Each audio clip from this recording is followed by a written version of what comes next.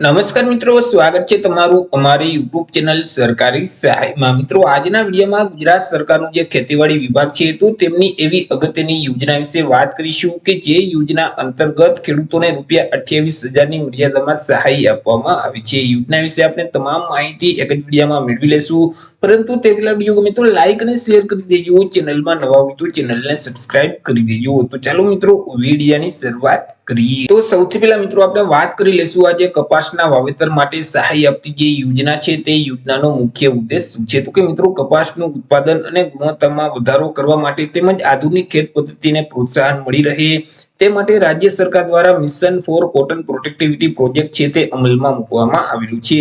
જે અંતર્ગત કપાસ પાકનું વાવેતર કરતા જે ખેડૂતો છે તો તે ખેડૂતોને સહાય આપવા માટે ગુજરાત સરકારનું જે ખેતીવાડી વિભાગ છે તો તેના દ્વારા આ કપાસના વાવેતર માટે સહાય આપતી યોજના અમલમાં મૂકવામાં આવેલી છે કે જે યોજના અંતર્ગત કપાસ પાકનું વાવેતર કરવા માંગતા ખેડૂતોને સહાય આપવામાં આવી છે। વાત કરીએ આપણે યોજનાના લાભ વિશે કે યોજનાનો લાભ છે તે કોને કોને મળવાપાત્ર થશે। તો કે આ યોજનાનો લાભ છે તે રાજ્યના તમામ વર્ગના ખેડૂત ખાતેદારોને મળવાપાત્ર થશે। પછી તે કોઈ પણ વર્ગના ખેડૂતો હોય, SC category, ST category, OBC, EWS કે જનરલ એટલે સામાન્ય રાજ્યના કોઈ પણ વર્ગના ખેડૂતો આ યોજનાનો લાભ છે તે મેળવી શકે છે। મિત્રો, આ યોજના અંતર્ગત અલગ અલગ બે ગાળા છે તે નક્કી કરવામાં આવેલા છે। વાવેતરના અલગ અલગ બે ગાળા છે। એક તો સાંકડો ગાળો એટલે કે 90 સેમી બાય 30 સેમી નું જે વાવેતરનું અંતર છે, તે સિવાય સંકલિત વ્યવસ્થાપન એટલે કે 90 સેમી બાય 60 સેમી નું જે વાવેતર છે તો આ બંને ગાળા માટે મિત્રો સહાય આપતી યોજના અમલમાં મૂકવામાં આવેલી છે। બંનેમાં અલગ અલગ ફોર્મ છે તે ભરવાના રહેશે, પરંતુ ખેડૂતો છે તે આ બંનેમાંથી કોઈ પણ એક જ યોજનાનો લાભ છે તે મેળવી શકે છે। કાં તો તમે સાંકડા ગાળાનું વાવેતર છે તેના માટે તમે યોજનાનો લાભ મેળવી શકો છો, અથવા તો લાંબા ગાળાનું જે વાવેતર છે તેના માટે તમે યોજનાનો લાભ છે તે મેળવી શકો છો। જો સંયુક્ત ખાતેદાર હશે તો તેવા કિસ્સામાં કોઈ પણ એક જ ખેડૂતો આ યોજનાનો લાભ મેળવી શકશે અને તે ખેડૂતોએ અન્ય ખેડૂતની સંમતિ પત્રક છે તે ફરજિયાત આપવાનું રહેશે, સંમતિ આપવાની રહેશે। કોઈ ખેડૂત પાસે એક કરતા વધારે ખાતા હશે તો તેવા કિસ્સામાં કોઈ પણ એક જ ખાતા માટે સહાય યોજનાનો લાભ છે તે મેળવી શકશો।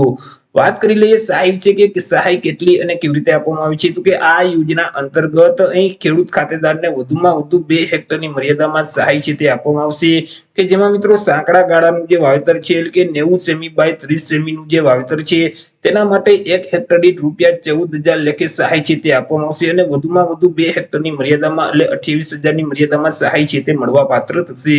તે સિવાય લાંબા ગાળે એટલે કે 90 સેમી બાય 60 સેમી નું વાવેતર છે તો તેમાં 1 હેક્ટર દીઠ ₹7,000 ની મર્યાદામાં સહાય છે તે મળવાપાત્ર થશે અને વધુમાં વધુ 2 હેક્ટરની મર્યાદામાં એટલે કે વધુમાં વધુ ₹14,000 ની સહાય છે તે આપવામાં આવશે। હવે અરજી કઈ જગ્યાએ કરવાની તેના વિશે વાત કરીએ તો કે યોજનાનો લાભ મેળવવા માટે તમારે ઓનલાઈન અરજી ફોર્મ છે તે ભરવાનું રહેશે। ઓનલાઈન અરજી ફોર્મ જે આઈ ખેડૂતનું પોર્ટલ છે, iKhedoot.gujarat.in નામની જે વેબસાઇટ છે તે વેબસાઇટ ઉપર જઈ ઓનલાઈન અરજી કરી દેવાની રહેશે। વર્ષ 2026-27 માટે અરજી ફોર્મ શરૂ કરવામાં આવેલા છે। 10/7/2026 થી અરજી ફોર્મ છે તે શરૂ કરી દેવામાં આવેલા છે અને 24/7/2026 સુધી તમે ઓનલાઈન અરજી ફોર્મ ભરી શકશો। જો તમે ઘર બેઠા જ આ યોજનામાં અરજી ફોર્મ ભરવા માંગતા હોય તો અમારા જે WhatsApp નંબર છે 6352228352 આ નંબર પર તમે WhatsApp પર મેસેજ કરશો કે અમારે કપાસ પાકમાં અરજી ફોર્મ ભરવું છે તો તમને નજીવી ફી સાથે ઘર બેઠા જ ઓનલાઈન અરજી કરી દેવામાં આવશે। વાત કરી લઈએ આપણે ડોક્યુમેન્ટ વિશે કે કયા કયા ડોક્યુમેન્ટની જરૂર પડશે। તો કે મિત્રો, હાલે ત્યારે અરજી ફોર્મ ભરવા માટે તમારે આધાર કાર્ડ છે તે અપલોડ કરવાનું છે, પરંતુ જ્યારે તમારું ફોર્મ મંજૂર કરવામાં આવે અને તમને જ્યારે ડોક્યુમેન્ટ અપલોડ કરવાનું કહેવામાં આવે તો ત્યારે તમે જે ઓનલાઈન અરજી ફોર્મ ભરેલ છે તેની પ્રિન્ટ કાઢી તેમાં સહી કરી અને તેની નકલ અપલોડ કરી દેવાની રહેશે। બેંક પાસબુકના પ્રથમ પાનાની નકલ અથવા તો રદ કરેલ ચેક છે, આધાર કાર્ડ છે બંને બાજુ આધાર કાર્ડની તમારે અપલોડ કરવાની રહેશે। ગામ નમૂના નંબર 7, 12, 8 ના ઉતારાની નકલ તમારે અપલોડ કરવાની રહેશે। જો બિયારણની ખરીદી કરી લીધેલ હોય તો તેનું ઓરિજિનલ બિલ પણ તમારે અપલોડ કરવાનું રહેશે। તમે જ્યારે અરજી ફોર્મ ભરશો એટલે તમને પૂછવામાં આવશે કે તમે કપાસનું બિયારણ હાલ અત્યારે ખરીદી લીધેલ છે કે કેમ। જો તમે ખરીદી લીધેલ હોય તો આ સિલેક્ટ કરી દેવાનું, નહીતર ના સિલેક્ટ કરવાનું રહેશે। જો ખરીદેલ હોય તો તમારે મિત્રો ડોક્યુમેન્ટમાં તમારે તે ખરીદી કર્યાનું બિલ પણ આપવું પડશે।